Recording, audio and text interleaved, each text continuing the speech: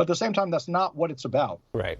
What it's about is painting everybody who voted for Donald Trump as a terrorist, as if they had perpetrated 9/11. Yeah, there is a lot of, questioning going on right now. Obviously, everyone wants to know where Joe Biden is. You haven't heard a lot from Democratic members of Congress on the Afghanistan issue. But given that situation, Isabel, I guess I would imagine they'll still proceed with the January. Does God exist? Arguments for the existence of God with philosopher Dr. William Lane Craig. It is available now on DVD.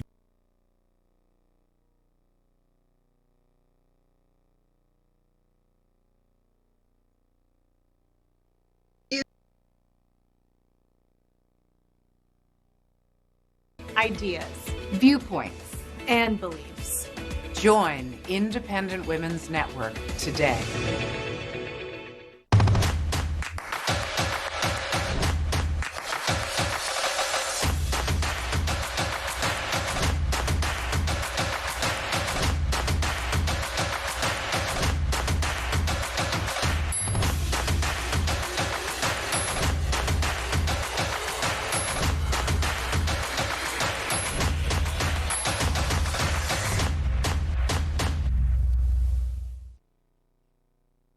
Hi, I'm Jane King, and thank you for watching. This show is all about public, private, and blockchain companies. We bring you the innovators behind the companies making the headlines in that space. Some are sponsored, some are invited, all are curated and focused on telling you, the viewers, their story. Here we go.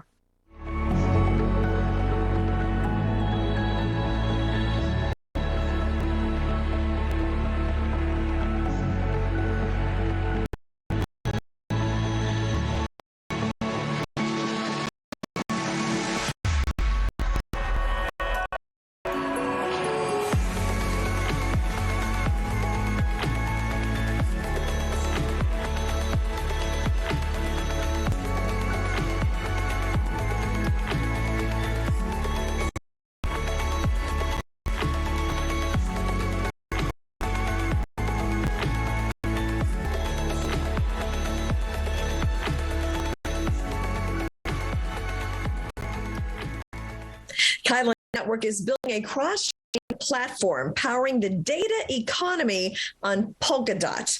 And with me is the Chief Stratosphere Officer. Is that right? That's correct. Right.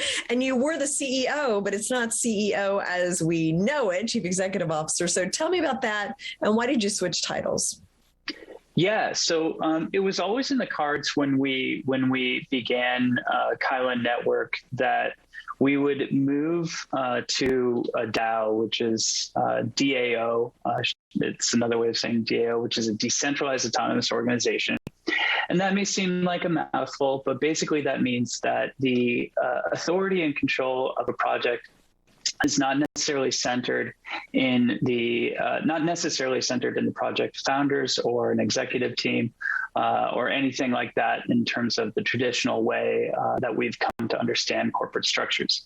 And there's nothing necessarily wrong with corporate structures or startup structures. In fact, they're some of the most efficient ways of organizing projects at early stages.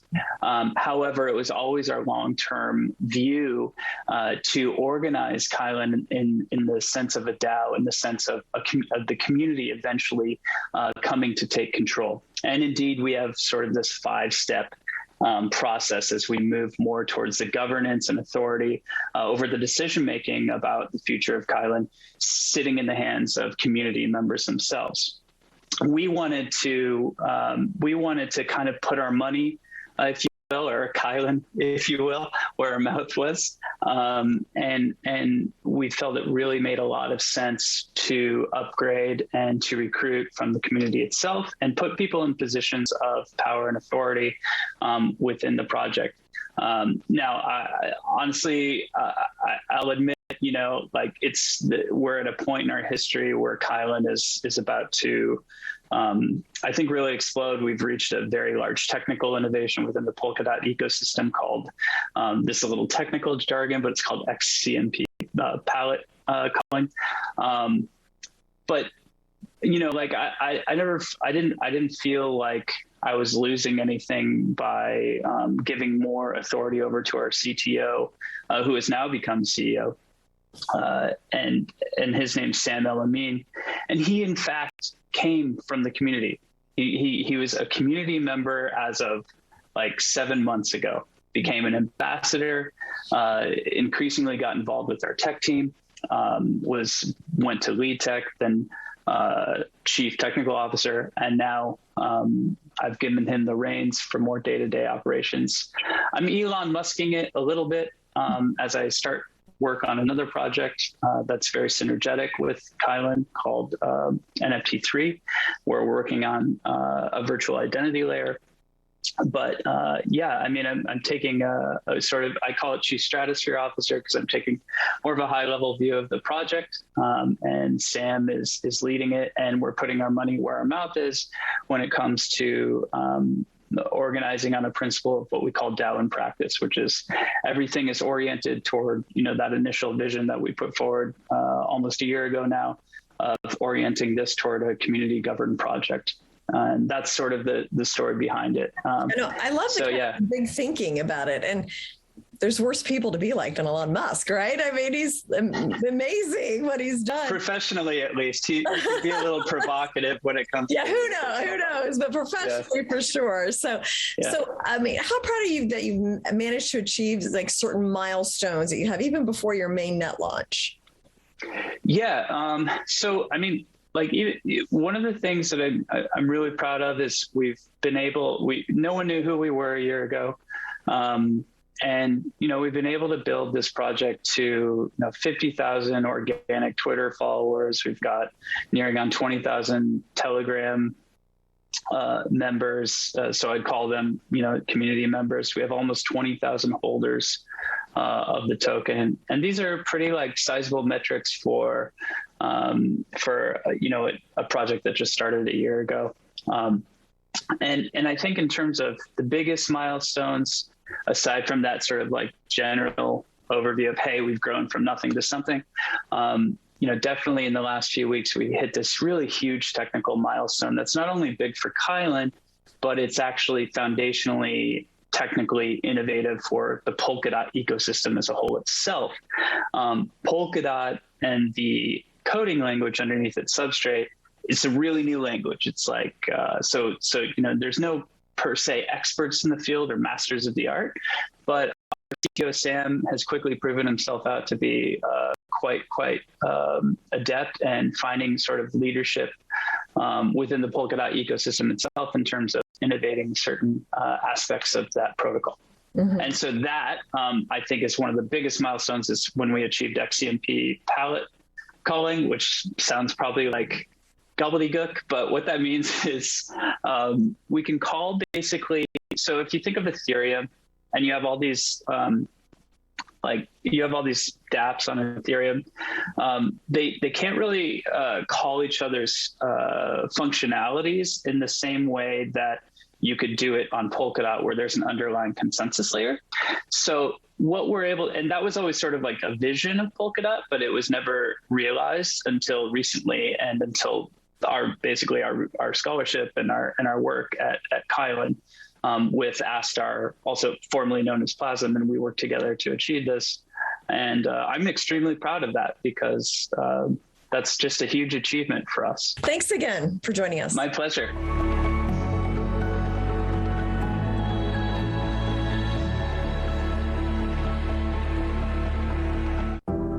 Secure, the true solution for your digital privacy and security. Secure is a private and secure messaging and email solution hosted in Switzerland, using military-grade encryption and Swiss privacy laws, giving you true privacy.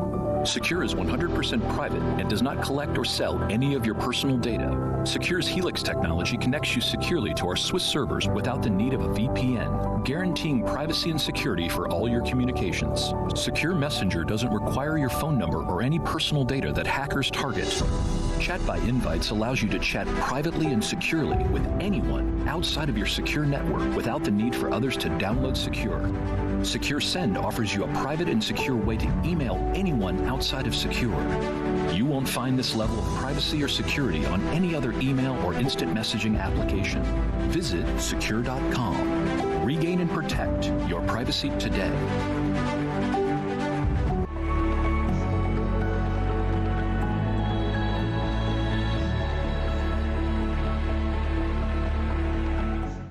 GlobeXDate, through its secure product, has a lot of answers to hacking questions, cybersecurity, some of the things that we're all been dealing with. And it seems increasingly over the past couple of years with me, the CEO of GlobeXDate is Alon Gahi, to explain a little bit more. And Alon, I know that you launched in mid-July.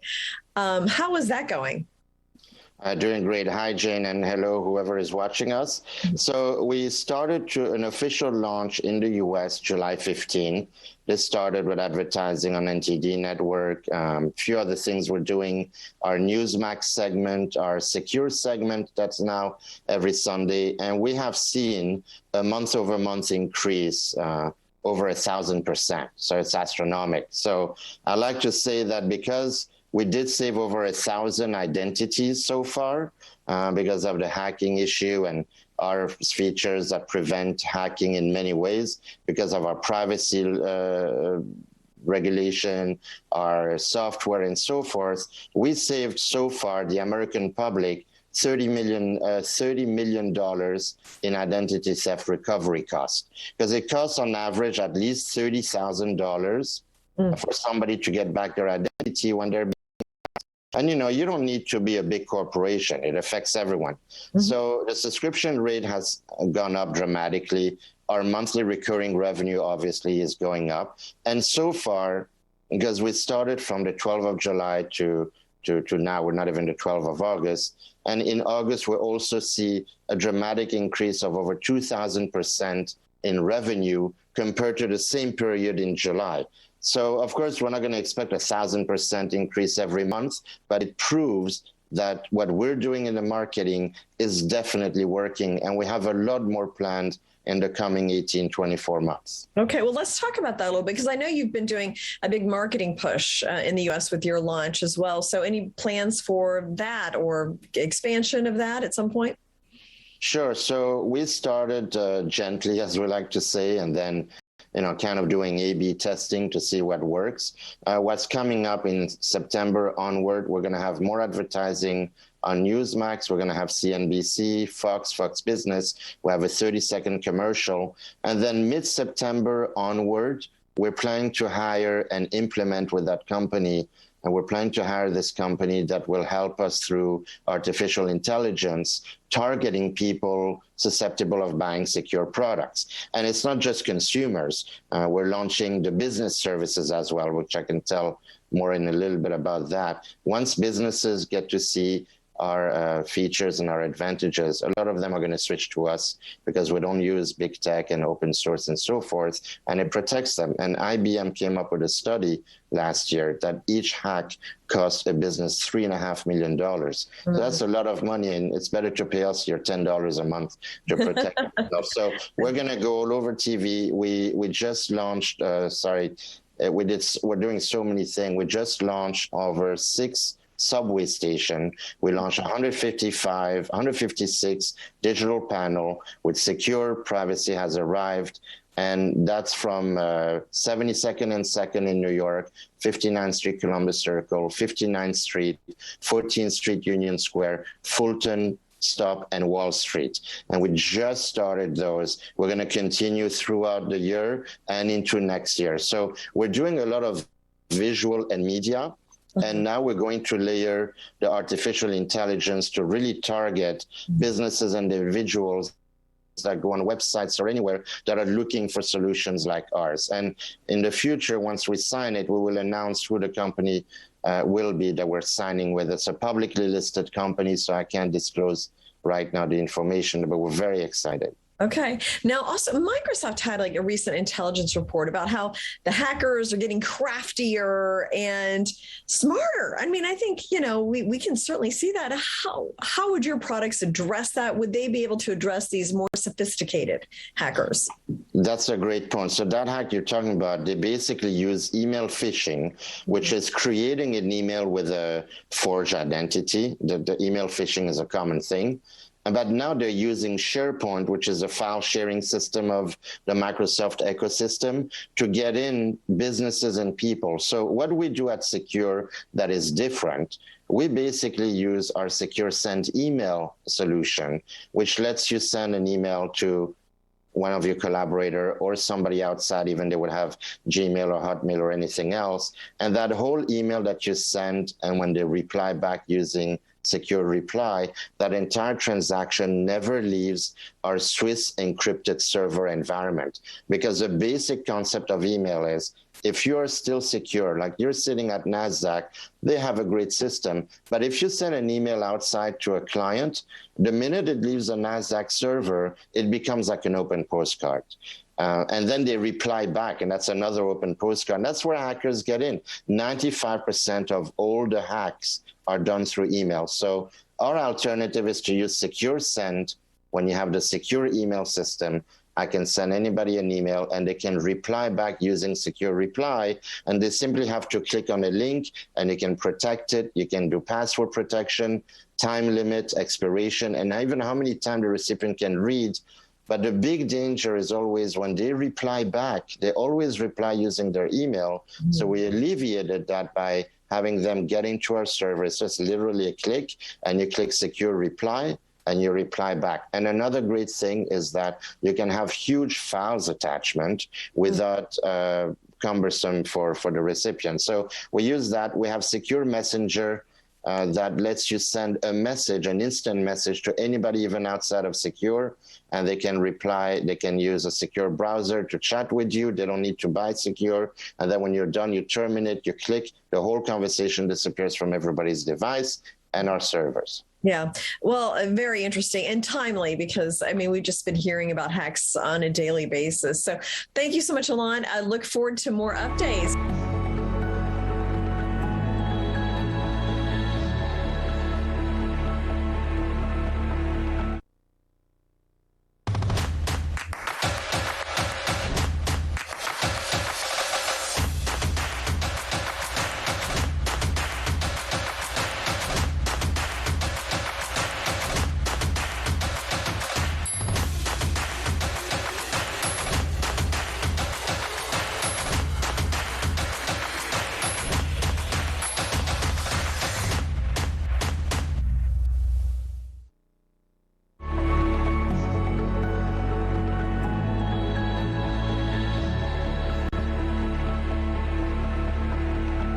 Paypolitan is an all-in-one payment solution that combines traditional and DeFi banking. And with me is CEO Nils Tarrant Ortiz, and good friend now at this point, Nils. So we talked so much, met in person. So give me some updates on Paypolitan. What have you been up to? Thank you for having me again, Jane. Yeah, there was a big agenda those days. First of all, we released our Binance Smart Chain solution for our token. And secondly, right now, as you can see, I left my home office again. I did it again. And right now I'm here in Kosovo. I'm training our new sales force. I'm setting up here 50 plus agent sales force in order to sell our solution and our EPAN token. And Kosovo is a very fast-growing small country in southeastern Europe with cutting-the-edge infrastructure. So we have high-speed internet here. The facilities are brand new, and I'm really glad to be here and with highly motivated agents. Yeah, great. So now, there's a BPAN and EPAN. So kind of explain the difference. And I mean, will this increase EPAN circulating supply? Or I mean, how does it all work together? So the BPAN you could guess it, is the Binance Smart Chain version of the EPAN. Okay. EPAN is an ERC20 token that is built for the Ethereum network, and the BPAN is the version of our token for the Binance Smart Chain. As you know, those two Ethereum infrastructures are not compatible, so you have to build a bridge, and we built this bridge. To answer your question, having BPAN will not increase the supply, the circulating supply of EPAN, because for every BPAN we mint on a BSC, we lock one EPAN on the Ethereum network. That means if there is a BPAN, that means we lock away one EPAN Ethereum. And whenever you shift it back, you want to send a BPAN from the Binance Smart Chain to the Ethereum network. Once it's over the bridge, we burn that BPAN then, and we unlock the EPAN on the other side. That's how it works. Interesting. Will they have the same value? Every BPAN in circulation in BSC is always backed by EPAN on the Ethereum side. Okay. Okay. So, and then can someone stake BPAN? Yes, absolutely. Staking contract is ported into the Binance Smart Chain with the same conditions as on the Ethereum network. You can definitely do that. Okay. And what about swapping? Swapping, not yet. When we say swapping, we need a DEX, we need a crypto exchange, and that is, of course, on the agenda. We don't have it yet as of today, but we're working hardly of getting a BSC exchange shortly for BPAN, and then you can swap BPAN. Okay, interesting. And the crypto market's all of a sudden getting interesting again over the past few weeks or so. And I don't know if you've been following the legislation that's going through in Washington. They're talking about crypto. And I mean, what are some of the things on your radar screen in terms of crypto price and what's going on globally in the crypto market right now? Well, right now today, during our coffee break, after 10 hours of training, I had a very interesting view on the screen where your former channel CNN was broadcasting, and I saw that American movie theaters are accepting Bitcoin for payment. Very glad to see that. That's the right direction, and I hope that EPAN will be also accepted in the future. A part of that, of course, we had like a market correction, a very severe market correction since May. Personally, I think the market was overheated, so we have now, we had 2 or 3 months of side movement, but the last days it went up again. Ether was hitting $3,200 again, which was not the case. So if you look a bit at the curve, it's going up again. So I think the market could turn bullish very soon again. Okay, well, that would be interesting. And yes, it's AMC movie theaters. I actually did the story for some of my stations today. They will accept Bitcoin for tickets and at the concession stand. So you can buy your Coke. What about the popcorn? Do they accept it also for the popcorn? Yes, concession stand, right? Yeah, so you can use Bitcoin to get your candy and your popcorn and your soft drinks. Popcorn is the most important for me. It's more important than the movie itself, right?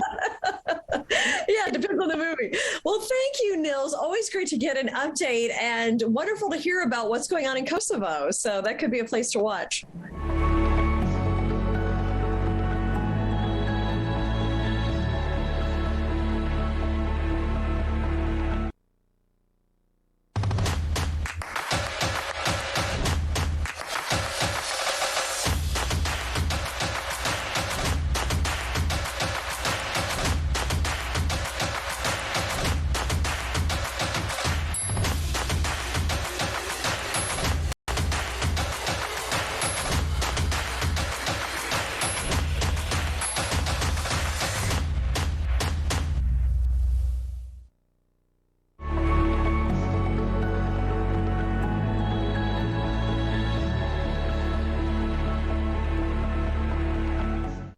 Strikeforce is a unique cybersecurity company that provides mobile device security and also secure video conferencing. And with me is Mark Kay, the CEO of Strikeforce, and George Waller, the Executive Vice President. So great to have you both. Thank you. Thank you very much.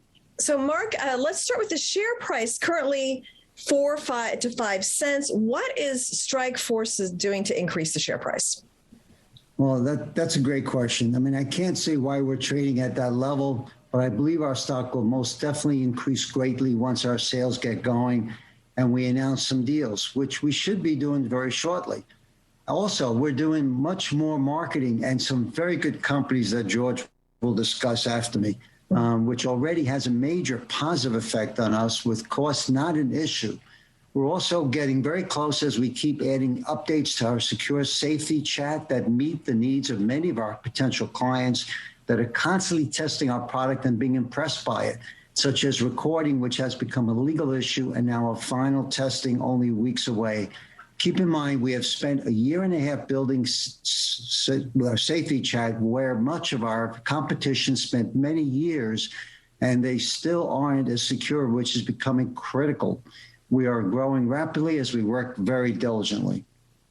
So, and of course, revenues, big part of share price. And you talked a little bit about sales. I mean, what are some things that you've got going on that might boost revenues? Yeah, and so first of all, in increasing the share price, by the way, the stock price went up from 0.0022 cents last December to about 5 cents. And yes, it went much higher for a couple of days or so when we had some shareholders that bought our stock at 30 cents, but complain now that it's around 5 cents. However, I actually see our stock as a huge increase from last December to the current price. I believe we'll beat that price over time, and who knows to what level. I can't say by when, but revenues are coming and some deals have been achieved already. Please keep in mind, we're still aiming to move to the NASDAQ. Mm-hmm. So in terms of, can we share information about deals that we've done? We've completed 2 deals recently, which is a big step. One is an investment firm buying our secure safety chat, bringing in another investment companies that will use safety chat, and will be putting out a PR with a testimonial about the IT group, mentioning the company. Who IT is an analyst company that by my partner, George, will discuss also further. The other deal is a decent-sized company with unique API we are now developing, and they already paid us for about half of the development towards revenue, which is great. This deal will take a number of months to complete, so it won't be something that I could say will be weeks away, which should also provide us a big opportunity with the APIs that George will be discussing.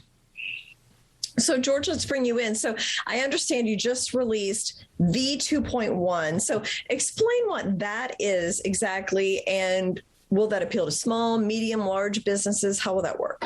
Sure, that's a great question, Jane. Thank you. So Safety Chat 2.1 is our latest release, as you just mentioned. And until now, Safety Chat was mostly for the small-sized company. There were a couple of things that we still needed to build into it. Now that we released 2.1, 2.1 has all those great features that the medium and larger companies that we've been meeting with over the last year, that they asked us to build in. For example, we now have a corporate shared database. That is very, very important, because as a large company, you want one centralized location for all of your shared contacts, and then you also want an individual database for each individual or meeting manager, meeting creator. We built that in. In fact, the system we're on right now with you, they don't even have that in this system. So that, one, it gives us a huge advantage over the marketplace. The second thing is a lot of the larger clients have asked us, can you build a really cool tool to import your CSVs from multiple databases? So we went ahead and built that. And since we're about security, Jane, we also went ahead and built more authentication methods. We now have 8 different authentication methodologies for our safety chat. There isn't another product on the market that has more than one method. We have 8 methods. And in fact, what's really exciting is that 2 of those methods are biometrics. We now have fingerprint that we've been using, and we're now introducing probably this week, next week, facial recognition. So imagine you just got to look at your camera on your phone and you can automatically log into your video conference. That's pretty cool. Additional things that folks wanted us to build in new background features for virtual backgrounds, and as well as we went ahead and we improved our audio and video quality. And the last thing that we did in 2.1 is that we opened up a set of APIs so that our partners, our reseller channel, can easily integrate this to third-party shopping carts. Because if you can integrate it easily to a shopping cart, it means you can sell it more easily. Yeah, well, and you're certainly in a hot industry. And please keep us up to date. George and Mark, great to have you today, and we look forward to updates. Thank you very much. Thank you very much.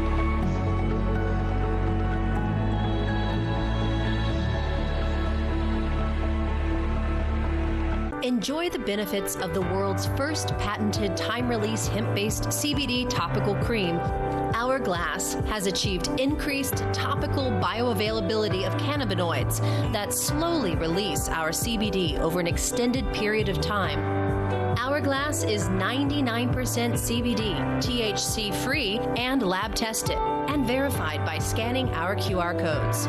Visit hourglassonlinestore.com.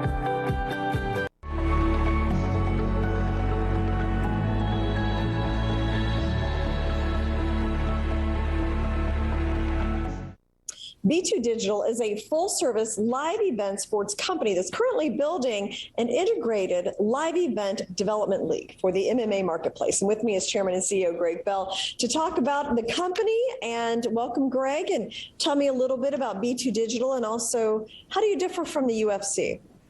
Well, first of all, it's nice to be here, but I get asked this question a lot. It's really a simple answer is we don't. We're completely different. The UFC is the major league. They're the big guys. I know a lot of the guys that work there. I've been in the entertainment business a long time. They're some of the smartest guys I've ever met in the entertainment business, but we're completely different. They're the major minor league. So they're our friends in this, because what we do is we build the minor league and the development league, just like if you're going to pay for the Chicago Cubs in Major League Baseball, you play in AAA ball and then move up. So we're the minor league, or the development league, where we're developing fighters all the way from an 0-0 amateur to people that go up to the UFC from our group. So we're quite different. What are your revenue streams? Okay, well, we really have, as a company, we have three different revenue streams we have. First, we do live events, very similar to the UFC, except they're in the minor league market. So in other words, we're in, like last weekend, we were in Cedar Rapids. You know, we're not in Detroit and Chicago where the big guys are. So we're developing, in our, what we call the B2 Fighting Series is the brand. So that is made up of live event ticket sales, which we have sold out pretty much all of our shows. We put on a full live event with crew, and we get ticket sales, we get part of the food and beverage, and then we also do pay-per-view in our live events, which is our own production company. So first we have live events and we collect money of you and a share in the food and beverage. The other thing that separates, we have a second division, which we call One More Gym, which basically is training facilities for MMA fighters and the public. So we have 5 of those currently in operation. So the second major revenue stream is, what happens is we've gone and bought 5 of these and converted them into very high-end fitness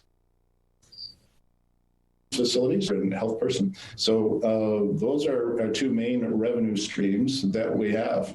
So, Greg, can you hear me? To train the people, yes.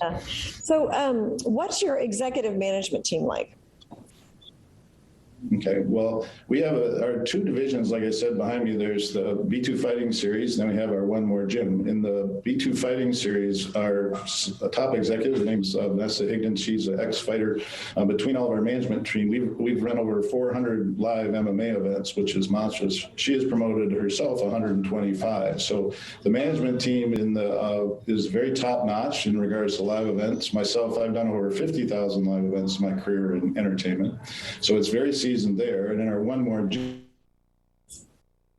gym. Operating officer Haley Cox, she's from the fitness business, and she has many, many years in doing that. So we have 7 or 8 very top executives in it. In regards to the fighting, we have our head of fighter relations is Chris Lytle, who's an ex-champion in the UFC and people there. So it's a very well-seasoned management team. I personally picked all these people myself. So I have to ask about COVID. I mean, live events, big crowds. How did you survive that? Well, it's very interesting. The answer is COVID crushed everyone in the live events business, including us. But, we've been, obviously we're an OTC company and we're well financed. So I called 3 of my mentors and said, oh, look what just happened to me. What should we do?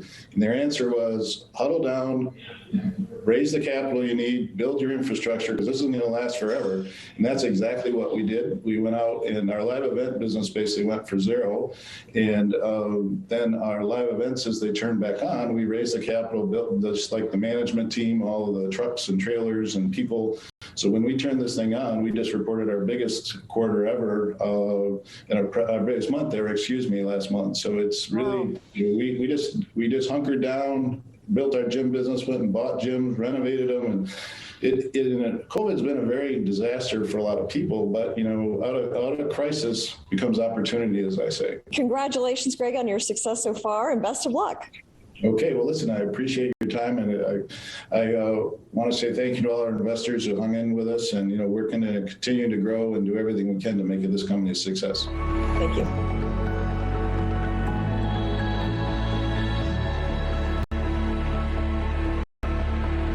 Enjoy the benefits of the world's first patented time-release hemp-based CBD topical cream. Hourglass has achieved increased topical bioavailability of cannabinoids that slowly release our CBD over an extended period of time. Hourglass is 99% CBD, THC-free, and lab-tested, and verified by scanning our QR codes. Visit hourglassonlinestore.com.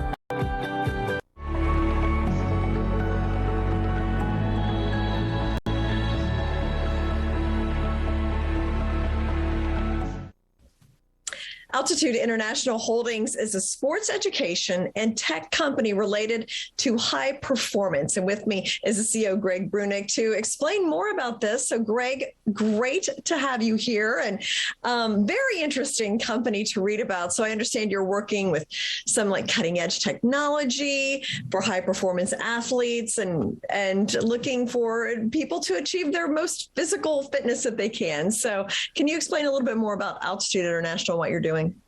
Yeah, absolutely.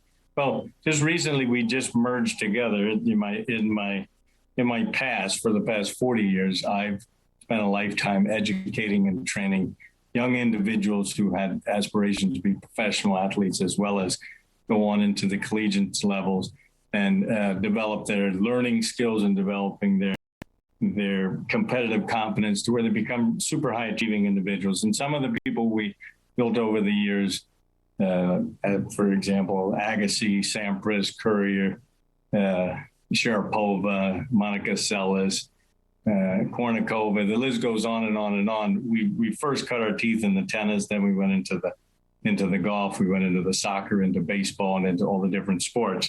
And my academy I have today in Sandpiper Bay, which is Club Med Academies, is what we merged into Altitude. And so Altitude in the beginning was a technology company with the Altitude technology, which is a very sophisticated training system where there are altitude chambers you can train at altitude. So when you get above 8,000 feet, things start to happen. In fact, a Nobel Prize was given for medicine to researchers for discoveries of how cells sense and adapt once you start getting up into altitude. Now, our chambers will go all the way up to 29,000 feet at, which is top of Mount Everest. And so there's a lot of progressions, there's a lot of protocols. So it's phenomenal for endurance training, and it's phenomenal for strength training. And so that's what the company was about before I got into it. Mm-hmm. And I was looking at it because I wanted to take my sports and education business and I have one other component, my water business, which I'm sure we'll get into. But I wanted to put them into the public markets. I thought it was a low debt company. I would be able to, have treasury and have access to public markets, which seemed interesting to me. So we've accomplished it, and we're all excited about it. And bundling those companies together create a real opportunity for Altitude, the business. Was that the main reason behind the merger, was taking the company public? Well, if you look in previous years, I was functioning with a lot of private money. Most of my partners were 80 to 90 years old, so some of them aren't alive and others are still there. But I was looking for a vehicle to where I could scale up my business. And, when I first started looking at it, I didn't pay that much attention to the technology that was in it. But once I got into it, it's a perfect fit because it's all about athletic development. And that's part and parcel to what we do on a regular basis. So yes, the reason was to merge my company in position so I could scale it up. I'm really at the same level I was when I was at IMG, and we scaled, and it went up to about, I was doing basically 7 digits, and then up to in operations and sports and education, and 8 digits in real estate to my customers. So this business is really, when you put it all together, is a blend of real estate. It's a blend of hospitality, the bed business, food business that we're in. It's also a blend of the sports and the education industries. And inside the education, we're a tuition company. So with a tuition company, taking it into arts and taking it into the sciences is a natural segue. And we sell our tuitions in 51,000 non-boarding and 67,000 boarding. Our students come from all over the world. We have about 40 nations that come and train and live with us 287 days out of the year. And so adding these different, when you bundle them together, you have so many different revenue silos that the opportunity for having a steam engine once everything clicks of a business is pretty exciting. Yeah. Thank you so much, Greg. So interesting to hear about Altitude. Yeah, I really appreciate you having me on the show.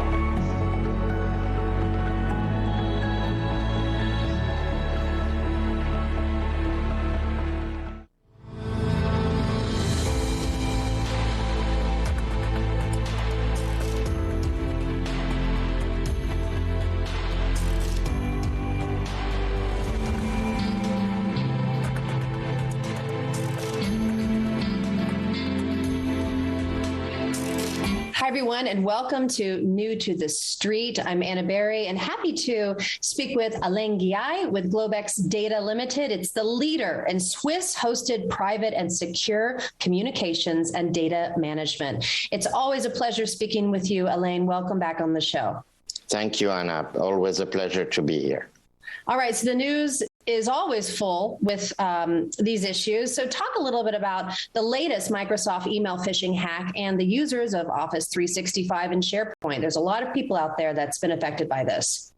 Yeah, so a few days ago, the Microsoft Intelligence Research Group posted a new vulnerability that there's a new set of hackers and a new methodology of people phishing your email and spoofing. Now, these are words that are a bit sometimes unknown to the general public. So when you say email phishing, it's essentially somebody's tricking you, the receiver of an email, to click on a link, and then suddenly you open a malware and they take over your computer or your phone, and they also can hold you for ransom, or your business, even worse. The spoofing is essentially the creation of an email with a fake identity, a forged identity. So it may come into me, let's say, as Anna Berry. And then, we mostly have the reaction of, okay, I'm just going to open it because it's Anna Berry. I've been in every security symposium that I go to. A lot of people say half of the security is really human behavior. We can only do so much with machine. So we have to now be more diligent. So what happens is on Office 365, which already has been compromised by several SolarWind hacks, a SolarWind company that got hacked, and every month now we discover there's a new version of the hack and more people are affected. The source code of Microsoft supposedly has been stolen now. So you have millions of developers in that open source community, which is a community of developers worldwide that usually work on a particular software, and everybody kind of improves it. But the downside, the reverse, is that you have malicious people that come in, act as real, what we call white hat developers, but they come in to figure out how to get in to these software. So you have millions of people affected, and we can't just stop email. So one of the things I would recommend, and SharePoint is a file sharing system. A lot of legacy companies use it. There's definitely other solutions. But when you buy the whole Office suite, it comes with all these things. Now, again, it goes back to what we've been saying, is it's all about the data mining, right? The big companies, they make money from your data, not from charging you $10, $20, $50 a month. So that's also increases the risk, and it also is basically a great attraction for hackers to come and steal your data. Personally know that a lot of people, Office 365, SharePoint, it's used at government agencies, right? So that's extremely confidential and valuable information that they're hacking into. So you said you have some of those tips, which is like hovering over that email name. Talk to us a little bit more about how secure is different, how it protects any of this from happening in your own database, in your own phone, in your computer system. Break it down for us. Sure, gladly. So some people might go to secure.com and they're going to see secure or secure messenger. Secure has the email and the messenger service as well. So what we do, if you use webmail, that means if you go on secure.com or mail.secure.com and you're on your webmail, just like what you would go on a Gmail without installing the email on your device itself. When you use what we call webmail or online mail, we have a bunch of tools that are very helpful. So first, we have the secure send feature, which is amazing because essentially our technology, what we do, see, everybody else, what they do is they secure an email or a message from the device, then they send that encryption key to the recipient, and then it goes back and forth. There's hacks happening there too. We call that man-in-the-middle hack, because the encryption that your device does is not really that powerful because the device doesn't have a lot of processing power. What we do is your emails and your messages never leave our environment in Switzerland. We have, super powerful servers that crunch out highly complex encryption key. We have a lot of processing power. It's like engine power. And an engine power of $1 million of servers is bigger than a $1,000 phone, right? So that what we do is, let's say we can exchange information. You can email someone that has even another email like Gmail, a work mail, Hotmail, and that person will receive a link to click. You can password protect that link, time limit, and even how many times they can read. When they click on the link, they're in our Swiss environment, they can read the email, and they can do secure reply. So even if you don't have secure, but the sender has secure, they can protect that two-way communication. And because that communication never leaves our servers, it's protected. And you also would have to literally hack us to try to mimic that secure send and secure reply. We've started in 2007 in Switzerland. We have never had a successful hack for many reasons, which we will go over in the coming months of how we do things. But basically, that's a fact. Elaine, this technology is fantastic, and I really look forward to following up with more updates with you in the future right here on New to the Street. Thank you, Anna, and thanks everyone for watching us.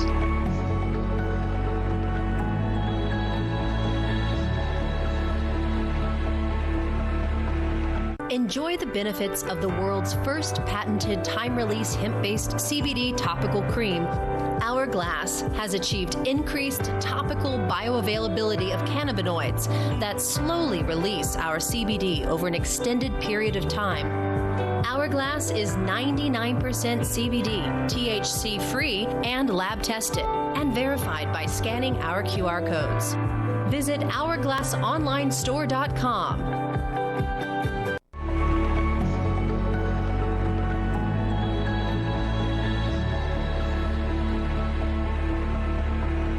The Clubhouse Media Group is a content hub, talent management agency, and digital studio, and also a talent investment fund. And with me is the president, Chris Young. Chris, great to have you. Hi, good to meet you, and good to be on. Tell me a little bit the genesis of the business. Like, how did you come up with it? How did it start? What brought you to where you are today? The business was started approximately 18 months ago. At the time, I was a talent manager for a prominent influencer named Daisy Keach. And she had started a content house, a lifestyle content house. And content houses have been around for quite a while. The first ones were all usually gaming houses. This one happened to be a very popular one that she co-founded called the Hype House. It made a New York Times, I believe, a headline article. And the thesis behind it was if you get a bunch of influencers together and you let them collaborate with each other, the physical space really facilitated new ideas, businesses, and that's sort of the genesis of how we got to where we are now. So after Daisy Keach co-founded the Hype House, her and I were approached by a private investor who asked if we wanted to maybe go and expand and scale it out further. So that was sort of the genesis. We obviously went ahead and did that and started the Clubhouse Media Group and Clubhouse BH, which was our first content house separate outside of the Hype House. So you've talked a little bit about you and Daisy. Is she also an executive with the company? She is a shareholder of the company. Okay. She is not an executive of the company anymore. She has moved on to develop her own separate company since then. She was with us for around 7 or 8 months, but is one of the co-founders of the Clubhouse Media Group. So talk a little bit about then the executives and the role that they play in the company. Yeah, certainly. So my background personally is previously as an entertainment lawyer, as a talent agent, and I have also been a multi-time, e-commerce and fashion e-commerce operator. And I have built multiple companies that have all had one thing in common, which is that I've worked with influencers over the last maybe 12 years or so. And so that goes back to this genesis. I noticed that there was this trend over the last 10, 12 years that influencers were becoming more and more important and popular for marketing and for many purposes. And so I was always in this field in one way or another. I moved to the other side of the table after I sold my last e-commerce company and worked in venture capital as an entrepreneur in residence at Lamppost Group, and then as an advisor at a fund called Amplify. So this is something that I've personally been involved in many ways in one form or another with influencers. We have, on top of that, a lot of other executives that really work to help bring this cohesive, narrative and company. And that is, I'll start off with Simon Yu, who is our Chief Operations Officer. And he has a lot of public markets experience, and that's why we're publicly traded. So he handles a lot of the compliance and the operations and assists with the fundraising and the mergers and acquisitions work that we do. We also have Harris Tolchin, and these are all co-founders, by the way. Harris is our chief legal officer. He also happens to have over 30 years of experience as an entertainment lawyer and producer. And because we produce a lot of media He's been very beneficial in providing contacts and introductions and sort of the know-how as we move into the new media space. This is essentially, influencers are almost like a new celebrity, right? And they're creating content and media that is not too far off from traditional media, movies and TV shows and other types of things like that. We have Amir Ben Yohanan, who is the CEO and one of our majority stakeholders. He was our initial investor in the company. His background is in real estate, and because we have physical spaces, so he lends a hand in helping us to work on that part of the business. And then we have one of our other board members currently. His name is Gary Morenzi, former president of International Pictures from Paramount.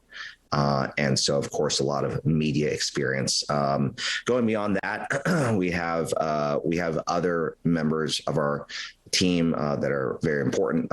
Victoria Daniel, who is a talent agent who manages quite a large roster of traditional celebrities and influencers.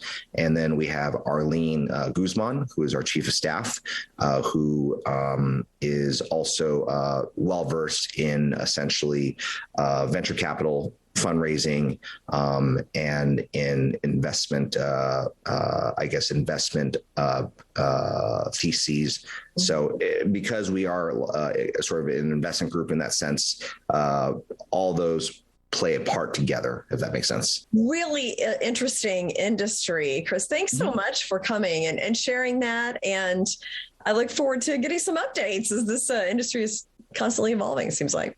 Yeah, definitely.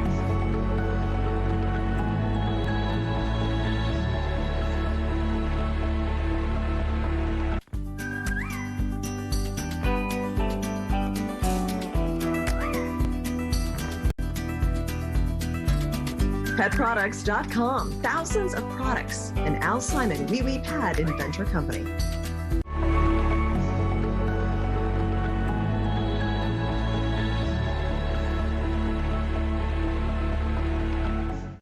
RushNet is a traded company, but Helios DX, through acquisition, makes up the entirety of RushNet today. So with me, the CEO, Ashley Sweat, to kind of explain all this, the history of RushNet, what is Helios DX, and let's just start. Tell us about RushNet, Ashley, and what brought you to this day.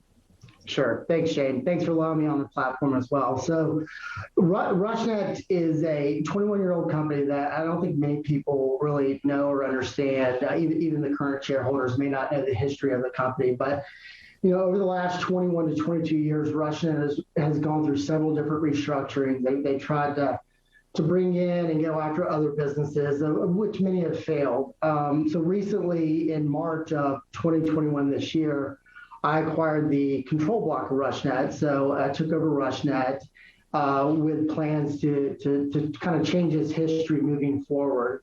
One of the first actions that I've done is we've updated the filings of RushNet. We've got their financials updated. We've moved them to pink current on the OTC market. And now we're starting to really put our full plan into effect. So the first action we've done here recently is we acquired Helios DX, which I'm also the CEO of currently. So we acquired that company, brought it into RushNet effective on July 1st of this year. And so RushNet itself moving forward is kind of act as a holding company, if you will. There'll be other companies that we'll look to bring in here moving forward into the future. Okay. So what does Helios DX do?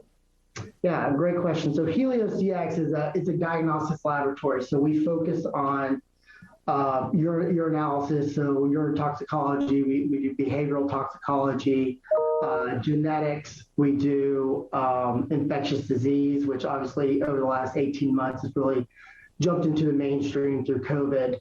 And we're looking to expand our test menus as we move forward. Okay. So what is your outlook on that industry? That seems like an area with a lot of growth and a lot of interest potentially. What's your outlook? Yeah, great question. So, the diagnostic space in general, it's evolving. The technology is growing. Testing capabilities is growing. So, the future in diagnostic space is very, very bright. That's one of the things that we've done at Helios DX is we really aligned ourselves with some of the top companies and manufacturers in the space.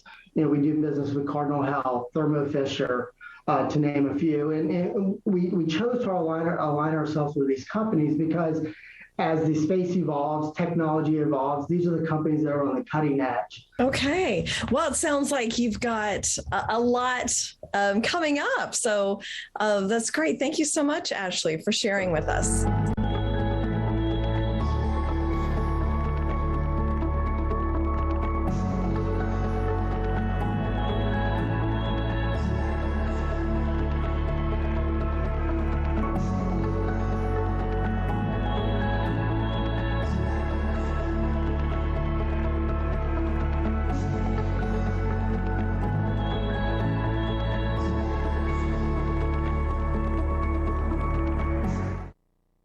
Closed captioning brought to you by Superbeets, a superfood breakthrough for blood pressure support. From the makers of top-selling Superbeets comes new Superbeets Heart Chews. Do something good for your blood pressure and your energy. Love your results or your money back. Eric Bolling is back, and he's fighting big media, woke politics, and cancel culture. Every afternoon, Eric's new The Balance tells the truth and exposes the big lies. Watch Eric Bolling every weekday afternoon on Newsmax. So many people are overweight now and asking themselves, why can't I lose weight? For most, the reason is insulin resistance, and they don't even know they have it. Conventional starvation diets don't address insulin resistance. That's why they don't work. Now there's Release from Golo. It naturally helps reverse insulin resistance, stops sugar cravings, and releases stubborn fat, all while controlling stress and emotional eating. At last, a diet pill that actually works. Go to golo.com to get yours. For your home and the field, to protect and provide. With over 200 models of rifles and shotguns to choose from, there's a Henry that's ready for you. Henrys are made in America or not made at all, backed by a lifetime warranty. They're reliable and affordable.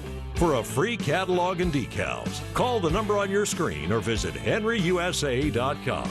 That's henryusa.com.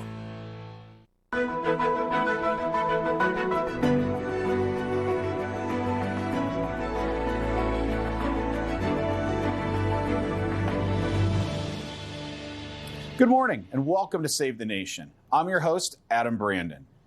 In the 2022 midterms, 34 Senate seats in the entire House of Representatives will be up for election. House Democrats currently hold a slim 8-vote majority, which means Republicans only need to flip 5 seats to reclaim the chamber. And at the moment, this seems likely. After all, history tells us that on average, the president's party loses more than 24 House seats in a midterm. But many things could change in the next 15 months. What will the issues be on the ballot in 2022? What will COVID-19 even look like? The short answer is we simply do not know. But what we do know is that there is obvious tension brewing between progressives and moderates within the Democratic Party over issues such as spending, defunding the police, and whether or not America is a fundamentally flawed country. At the same time, Republicans still need to find a clear message to convey to the American people that they actually have a plan to fix things. Biden and National Democrats campaigned on a not Trump platform in 2020. Biden himself made broad promises to the American people that he would fix things like the border and COVID. But 8 months in, it's clear that the Democrats' plan to overhaul the American economy is causing major problems from everyday Americans as inflation spikes to the highest rate in almost 30 years. This past week, the Senate passed the $1.2 trillion infrastructure package, sending it to the House for a vote. But Speaker Nancy Pelosi has made clear she will not pass the infrastructure package unless the Senate also passes.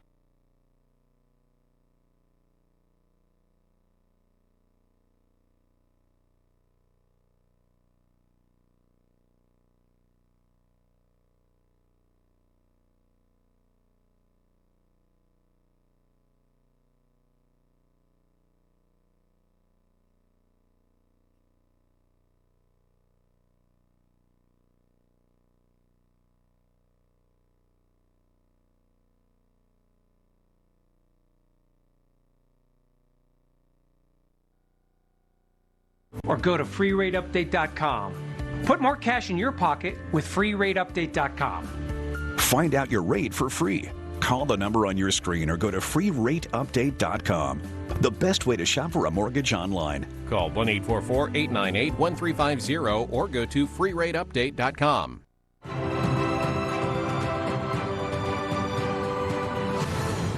Welcome back to American Agenda. President Biden expected to speak this afternoon, finally breaking his silence about the Taliban takeover in Afghanistan. President Biden facing mounting criticism from both sides of the aisle over his silence. Former President Trump even slamming Biden today in a statement saying, first, Joe Biden surrendered to COVID and it has come roaring back. Then he surrendered to the Taliban, who has quickly overtaken Afghanistan and destroyed confidence in American power and influence. The outcome in Afghanistan, including the withdrawal, would have been totally different if the Trump administration had been in charge. Who or what will Joe Biden surrender to next? Someone should ask him if they can find him. Joining us now to discuss is Newsmax columnist and host of Dick Morris Democracy right here on Newsmax, Dick Morris. Dick, first to begin with, just your initial response to what transpired over the weekend and the lack of response so far from the White House. Well, I'd like to go back in history a little bit. In February of 2020, President Trump initialed a peace deal with the Taliban. And in the next 4 days after that, the Taliban attacked the Afghan army 47 times. And Trump immediately ordered a devastating airstrike that wiped out huge numbers of Taliban, and then Taliban never messed with him for the rest of his administration. There was peace and quiet in Afghanistan. And that's a vivid contrast in the way these two presidents handled this situation. One through craven weakness, appeasement, and frankly, an unseemly haste to get out, and the other with strength and deliberation. We have to realize one of the hardest things to do in warfare is to retreat, because you have fewer people on the battlefield as you're pulling out, and you have to protect the ones that remain there. Ultimately, the last soldier is very vulnerable in a sense. And what Biden is doing is just terrible, just pulling out of there and catch as catch can. And I think that the contrast with Trump is very vivid. I think that the iconic photograph of people hanging on to the helicopter skids in Saigon as it took off will have its equivalent in this cycle. And that photograph may live on forever. Yeah, I wanted to ask you, because you've been around such a long time and have watched politics on both sides of the aisle. And during this historic moment, you have Jen Psaki, who would speak on behalf of the White House, apparently on vacation. You have that